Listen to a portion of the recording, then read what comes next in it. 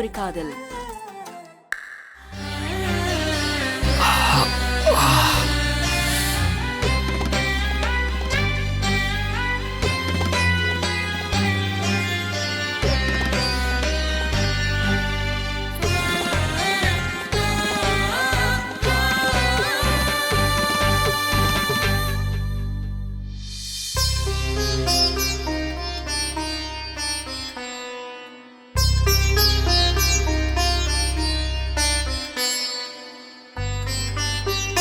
Sir, இப்போ pain எப்படி இருக்கு?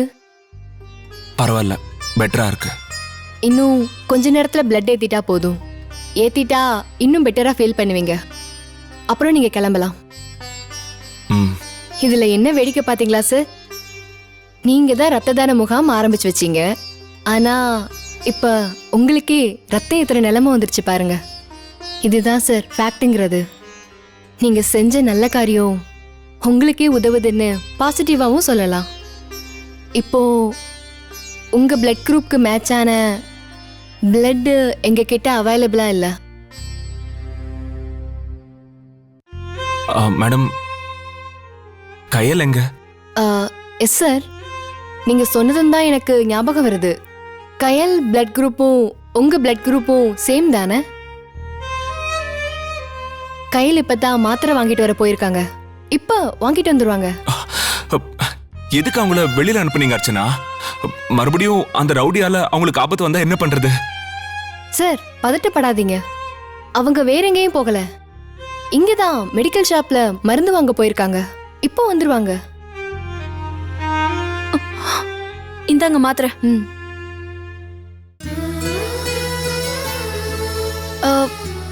சாருக்கு பிளட் ஏத்தலையா? பிளட் ஏத்தணும். ஆனா சாருக்கு மேட்சான பிளட் குரூப்பை பிளட் பேங்க்கு அனுப்பிட்டோம். உங்க பிளட் குரூப்பும் சாரோட பிளட் குரூப்பும் ஒன்று தானே? நீங்க பிளட் தரீங்களா? நான் இன்னைக்கு தானே கொடுத்தேன். எனக்கு என்ன ஆனாலும் பரவாயில்ல, நான் ரத்தம் கொடுப்பேன். கண்டிப்பா நான் கொடுக்கறேன்.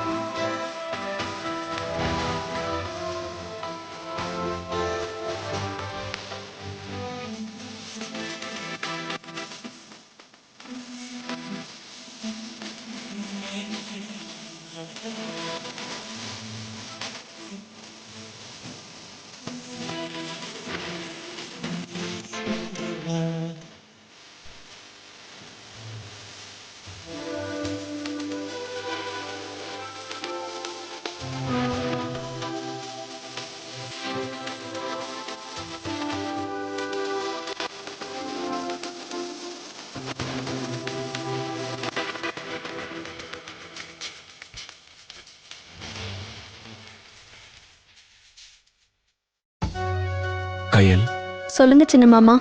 நீ எனக்காக தான் பிளட் கொடுக்கறியா இல்ல யாரா இருந்தாலும் பிளட் கொடுத்திருப்பியா? கண்டிப்பா யாரா இருந்தாலும் கொடுத்திருப்பேன் சின்ன மாமா. ஆனா நீங்க எல்லார விடவும் எனக்கு ரொம்ப ஸ்பெஷல் சின்ன மாமா.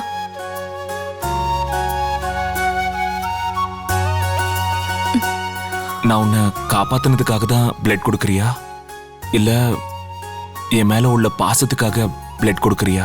ரெண்டும் தான் சின்ன மாமா. நீங்க என்னை காப்பாத்தலனாலும் நான் உங்களுக்கு பிளட் கொடுத்துருப்பேன் சின்ன மாமா. உங்களுக்கு காயம் பட்டதுனால உங்களை விட எனக்கு தான் சின்ன மாமா அதிகமா வலிக்குது.